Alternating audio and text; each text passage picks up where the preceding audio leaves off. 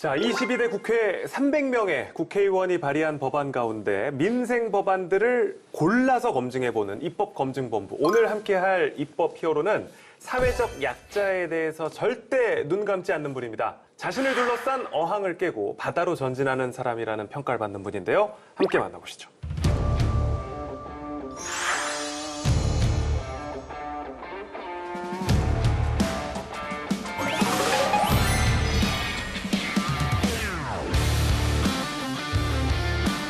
네, 바로 김예지 국민의힘 국회의원이십니다. 안녕하십니까? 안녕하십니까, 김예지입니다. 안녕하세요. 네.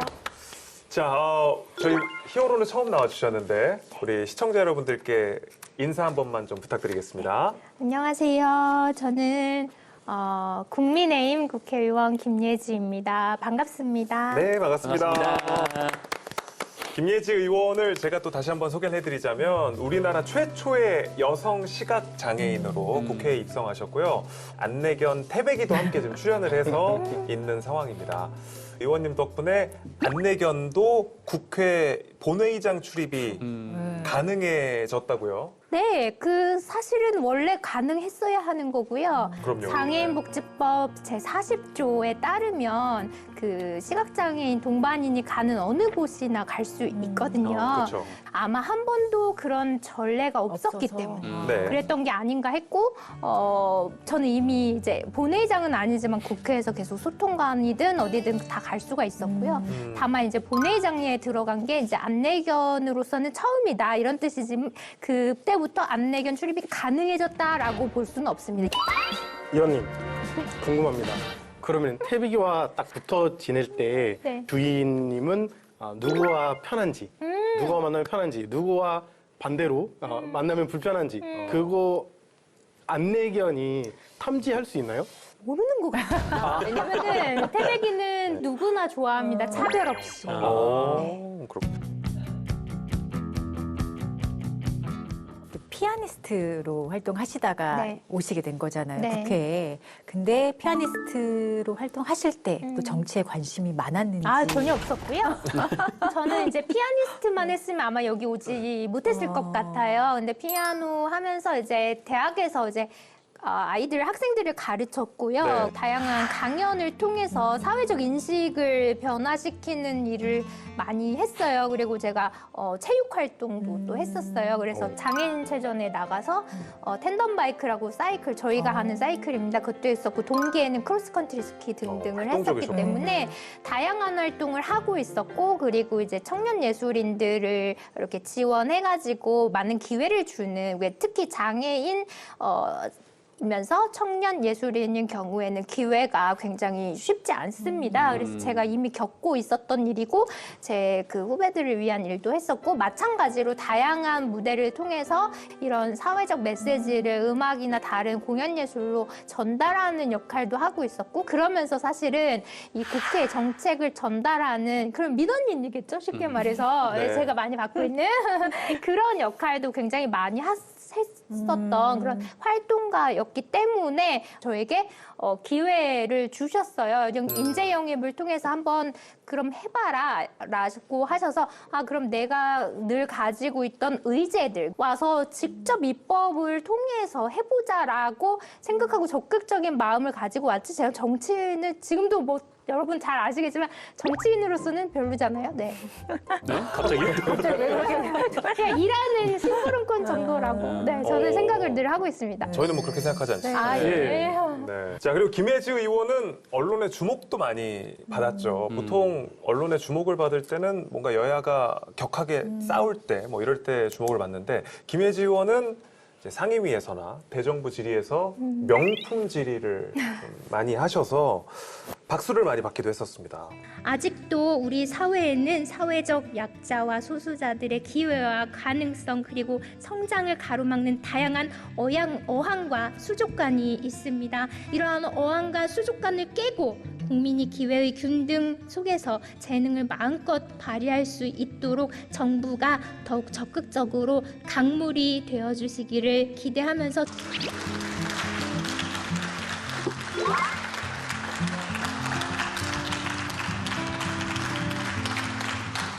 어떻습니까? 지금 이제 명품 주리하는 모습들로 박수를 많이 받고 있습니다만 뭐 야당 의원으로서 앞으로 좀 전투적인 모습을 내가 좀 보이고 싶다라든지 뭐 이런 생각도 하시는지도 궁금하고요. 굳이 야당 의원이 어떤 전투력을 발휘할 필요가 있나 보거든요. 제가 아까 정치인으로서는 제가 별로지 않습니까라고 여쭤본 이유도 그런 거예요. 정치가 꼭 싸워야 정치일까요? 저는 그렇게 생각하지 않아요. 그것 때문에 지금 우리 정치가 이렇게 어렵게 계속 어렵게만 간다고 저는 보고 있고요. 네. 사실 의원은 국민들이 주시는 시민들께서 원하시는 일을 대신해주는 심부름꾼 역할을 하라고 보내진 거라고 저는 생각을 합니다. 근데 거기에 보내놨더니 싸우기만 한다? 그건 좀 직무유기인 것 같습니다. 제 네. 생각엔 그래요. 저는 사실 알려드리는 역할을 굉장히 많이 했어요. 왜 잘 모르셨거든요. 그래서 모르시는 부분들 알려드리고 교육시켜드리는 몫도 저는 야당 의원의 몫이라고 보거든요. 여기 제가 태백이랑 들어갈 수 있을까요? 없을까요? 질문 주시는 거면 못 들어가는 것 같습니다. 아니요, 들어갈 수 있습니다. 들어갈 수 있나요? 죄송합니다. 후보자님 이거 이제 아셔야 될 것 같아서 네. 네, 아시겠죠? 준비하는 것들도 아마 이제 다른 의원분들보다 조금 더 오래 걸리지 않을까 생각이 들기도 하는데 사실 대정부 질문 같은 거 할 때도 이제 등장하고 이랬을 때 이런 동선 같은 거 미리 가서 익히거든요. 연단에 올라가서 어떤 방향으로 오는지 그리고 국무위원들께서 어떤 방향으로 또 등퇴장 하시는지 이런 것들도 미리 알아야 돼서 그건 사실 다른 의원님들한테 필요가 없는 거잖아요. 뭐 그런 엑스트라 그 일이 있습니다.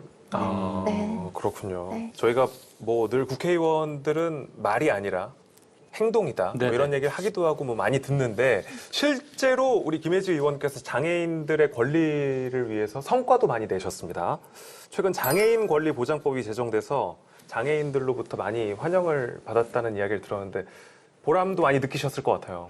네, 굉장히 보람되었었고요. 사실 역사적인 날이었습니다. 이 네. 장애인 권리보장법은 사실 제가 갑자기 22대 국회에서 뚝 하고 이렇게 보여드린 법안이 아닙니다. 10여 년 전부터 장애계 현장에서 모두가 원했던 수건입니다. 네. 그렇기 때문에 저는 아까도 말씀드렸지만 심부름을 했을 뿐이에요. 그래서 그분들이 거기에 대해서 만족하시도록 제가 그 일을 했을 뿐이고 법안은 사실 예산과 그 부수적인 정책이나 시행령 시행규칙들이 제대로 세워져야 그 법안이 정말 입법 취지에 맞게 시행이 되거든요. 제가 네. 그렇게 안 되는 경우를 여기 와서 너무 많이 봐서요. 그래서 이제부터 시작이다라고 제가 말씀을 드리면서 그것 또한 제가 챙길 수 있는 그날까지 계속해서 잘 챙기겠다고 말씀을 드렸습니다. 그렇군요. 네. 우리 김혜지 의원께서 말씀하신 것처럼 역사적인 그 법안이었죠. 그렇습니다. 이 네. 장애인 권리보장법을 간단하게 좀 말씀드리면 그 여야를 막론하고 그 원내 장애 당사자 의원 3분이 발의한 법안을 통합해서 만든 법입니다. 네.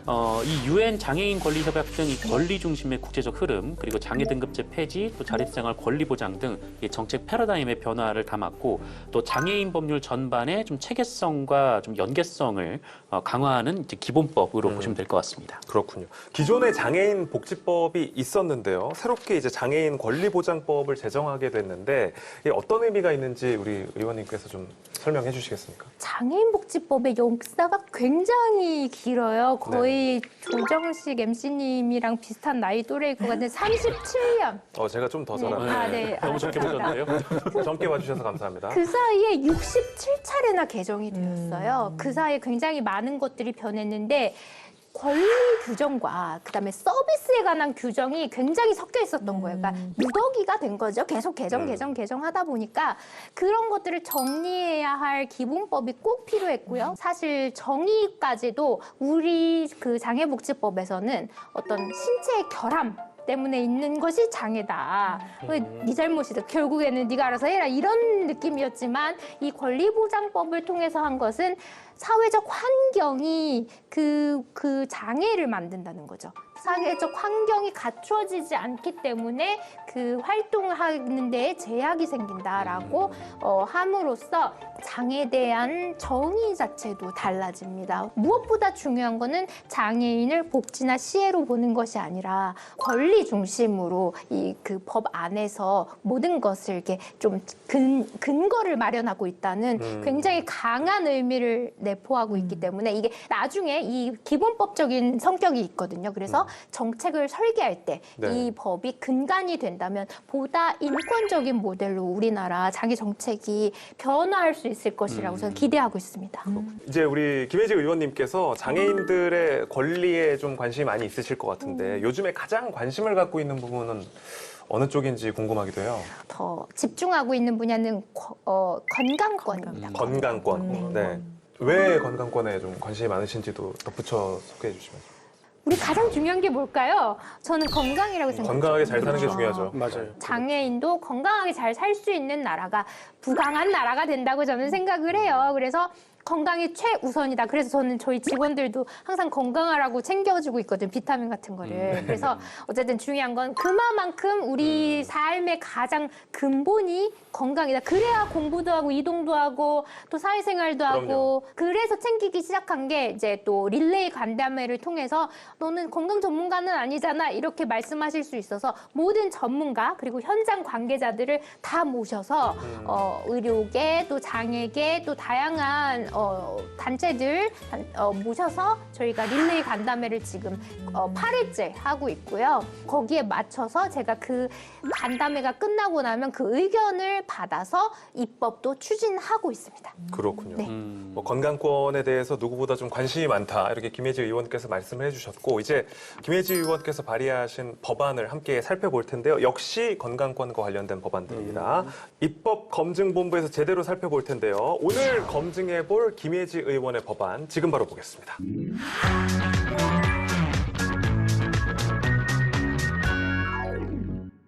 장애인 건강권 및 의료 접근성 보장 법안 보건소 내에 장애인 건강관리센터를 설치하자 하는 게 핵심인가요?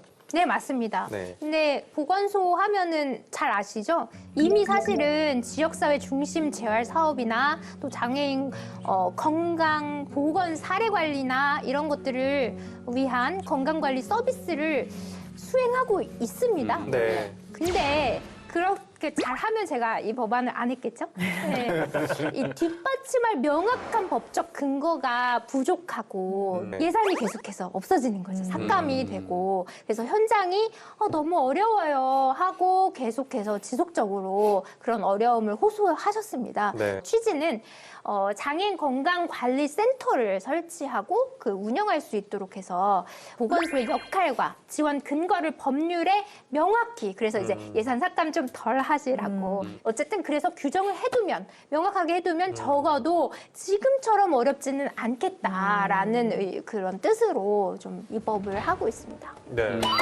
의원님, 네. 근데 제가 알기로는 한국 보건소 자체가 네. 그냥 지역 주민을 위한 의료 시설인데 그러면은 보건소 내 굳이 장애인 건강관리센터를 두어야 하는 이유가 궁금합니다. 제가 좀 알려드리자면 장애인 건강 전달 체계는 네. 중앙장애인 보건의료센터라는 게 있어요. 그것을 중심으로 전국 17개 지역 장애인 보건의료센터랑 257개 보건소를 기반으로 해서 운영되고 있어요, 현재. 근데 장애인 건강권법에 따라서 장애인 건강 주치의 제도라는 게 있고요. 또 장애 친화 건강검진 기관도 있습니다. 그리고 장애 친화 산부인과 등 다양한 서비스도 사실 추진되고 있어요. 네. 잘 모르셔서 그렇지. 근데 다만 장애인의 건강 관리는 의료 서비스뿐만 아니라 복지 서비스와의 유기적인 연계가 필수입니다. 근데 현재 보건소에는 장애인 건강 관리 인력이 전혀 배치되어 있지 않아요. 네. 그래서 보건소당 한 명 수준에 그치고 이마저도 굉장히 미비하거든요. 그래서 현장에서는 다른 업무에 투입되는 사례가 적지 않은 거예요. 그러니까 계시긴 한데 일을 이렇게 할 수 없는 상황인 거예요. 뭐 예산 문제도 있고 다양한 문제가 있죠. 그래서 지속적이고 체계적인 건강관리 서비스 제공에 한계가 있는 거예요. 네. 그런 지적이 계속 있었고 저에게 그런 어려움을 호소하셔서 장애인 건강관리 체계가 안정적으로 운영되기 위해서는 이 보건소의 역할을 법률에 좀 명확히 해달라. 그래서 제가 명확히 규정을 했고요. 네. 안정적인 재정 지원이 또 필수입니다. 인력 운영을 뒷받침할 수 있는 제도적 기반을 마련이 필요해서 제가 이제 이 법안을 마련하게 되었습니다. 장애인 건강관리 체계가 이제 지역 주민들 중에서도 좀 이렇게 만족스럽지 않다라는 반응들이 있기 때문에 의원께서도 이런 법안을 발의하신 네. 게 아닌가 싶은데 비장애인들에 비해서 장애인들이 좀 이제 좀 많이 열악한 상황에 있다는 거겠죠? 2022년도부터 쭉 이제 그런 장애인 건강보건 통계가 있습니다. 그 통계에 따르면 장애인의 고혈압이나 당뇨병 유병률이나 이런 거 비장애인보다 2.5배 높고요. 평균 또 만성질환 보유 그 개수 4.1개로 비장애인의 2.4개보다 많은 것으로 나타나고 9배 있어요. 수준이네요. 네. 그래서 장애인의 건강 관리가 어려운 이유가 그냥 왜 그럼 장애인이니까 그런 거 아니냐 이렇게 말할 수 있거든요. 근데 어려운 이유가 현재 의료 체계가 여전히 비장애인 중심으로 설계되어 있기 때문인 거거든요. 그래서 의료 현장에서 장애인에 대한 이해도 사실 부족하시고 또 정보 전달할 때 어려움, 또 진료나 치료를 그러다 보니까 거부하시는 사례도 많습니다. 그래서 네. 이런 문제가 반복되어서 이런 법안들을 챙기는 게 굉장히 필요합니다. 그럼 장애인 건강관리센터가 이제 만들어지면 네. 의원님이 지적하신 여러 문제점들이 많이 해결이 될까요? 잘 되지 않을까라고 저는 기대를 하고 있고요. 그래서 아직 법안이 통과된 게 아니에요. 그래서 이제 통과될 수 있도록 챙기고 사실 그 후가 더 중요하거든요. 통과 이후에 현장에서 어떻게 적용되는지에 따라서 법이 산으로 가는 경우도 있어요. 그래서 그게 그렇게 되지 않도록 제가 챙기고 나갈 수 있을까요? 제 2년 남았는데 잘 모르겠습니다. 아무튼 열심히 해보겠습니다. 발의된 법안을 이제 챙기는데 정말 좀 맞아요. 진심이신 네. 것 같고 일단 그 예산 확보 그리고 또 인력도 좀 확보가 돼야 될 것 같고요. 네. 그리고 아까 잠깐 말씀 주신 것들 중에 이제 장애인들의 건강과 관련된 실태 파악을 하기 위해서 좀 8차례 그 릴레이 간담회를 하고 계시다. 이런 말씀도 주셨었어요. 8번째 하셨다고 그렇죠? 네. 맞습니다. 네. 이 간담회 과정에서 좀 이렇게 가장 시급하게 이 장애인 의료복지와 관련해서 개선되어야 할 점이 있다면 어떤 것이 있을까요? 이 장애인이 국가에 요구하는 정책이 있어요. 그 가운데 가장 큰 게 뭔지 아세요? 그게 의료보장입니다. 네. 소득보장 다음으로 의료보장에 대한 요구가 굉장히 많이 있으세요. 그래서 저희 자문위원님들 아까 각계각층에서 그러니까 의료계, 장애계 다양한 전문가들을 다 모십니다. 그분들을 토론자를 몇 분으로 제안하는 것이 아니라 미리 다 저희의 그 의제를 드리고 거기에 네. 대해서 의견을 받아요. 그래서 저희가 14분의 자문위원을 위촉해가지고 하고 있는데 그분하고 또 정부 부처 관계자들하고 직접 소통하게 제가 끼지 않습니다. 직접 소통하게 해드리고 단순하게 저희 그냥 토론회 간담회처럼 하는 것이 아니라 진짜 이걸 뭘 해보자는 마음으로 진지하게 이것만 합니다. 그러다 보니까 어쨌든 장애인 주치제도도 사실은 있는데 8년째 시범 사업만 계속하고 있고 이런 얘기들을 계속 저희가 어떻게 하면 조금 더 활성화할 수 있냐 이런 것을 이 간담회를 통해서 의사, 간호사, 사회복지사, 영양사, 작업치료사 다양한 직군 다 모시고 함께 얘기를 듣습니다. 시간을 좀 알차게 쓰기 위해서 네. 노력을 좀 하고 계신 것 같습니다. 김혜지 국민의힘 의원과 함께 장애인 건강권에 대한 법안을 검증해보고 있고요. 앞서 말씀하신 것처럼 릴레이 간담회를 통해서도 또 이 법안에 대한 이야기가 나오지 않았을까 하는 생각이 드는데요. 두 번째 법안의 내용 바로 알려드리겠습니다.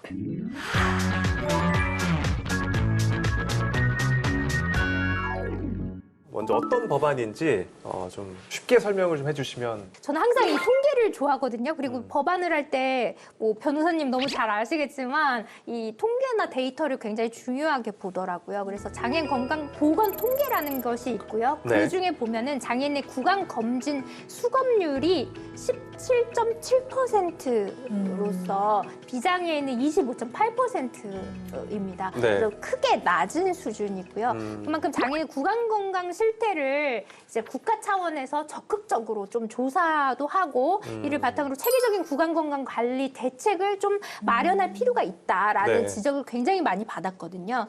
국민 구강 건강 그 실태 조사라는 게 있어요. 그래서 3년마다 실시하도록 하고 있거든요. 네. 그러면은 국민이니까 장애인도 국민인데 그럼 3년마다 하지 않았겠어? 이렇게 생각하실 수 있겠죠. 네.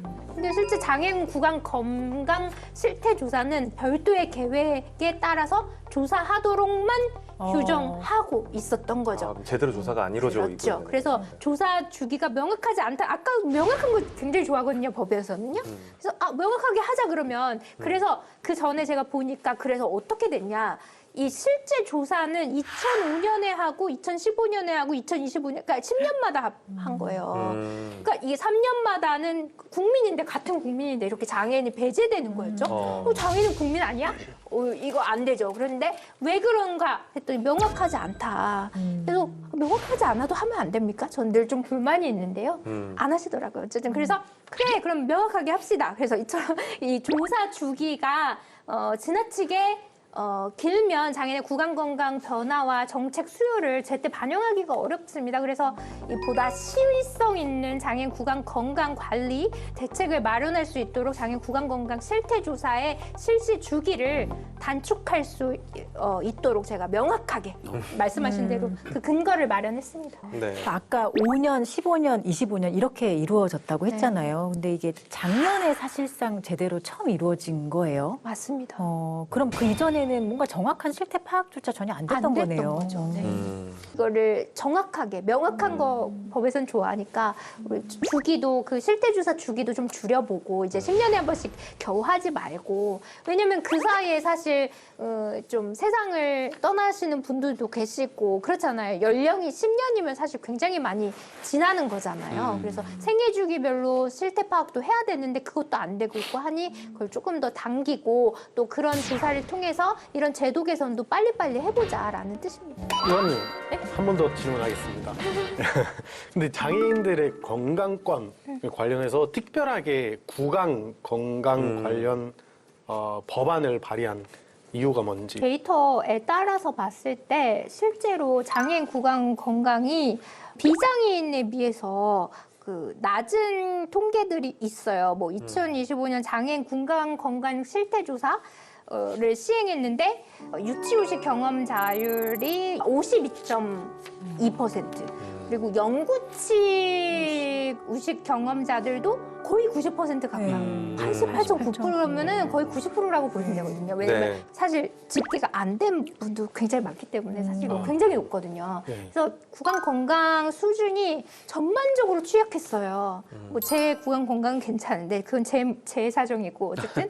그러니까 예방처치나 이제 치과 의료 이용에서도 굉장히 구조적 불리함이 확인되었어요. 왜 그러냐? 이것도 구강 관리가 어려운 장애인들이 치과 질환 유병률이 비장애인에 비해 가지고 2배 이상으로 압도적으로 높고요. 우와. 그리고 구강 관리 어려움을 겪는 그런 이유 또한 뭐 많이 있겠지만 그 뭐 섭식이나 그런 것도 있지만 사실 장애로 인해서 그 연하, 그 삼키는 거에 대해서 어려움을 겪는 분들이 계시거든요. 그래서 구강 내 음식물에 어떤 그 남아서 쉽게 이렇게 제거하기 어려워서 뭐 그런 것도 있고 저런 것도 있지만 사실 신체적, 인지적 제약으로 인해서 좀 치과 방문 자체가 불가능한 경우도 굉장히 많은 거예요.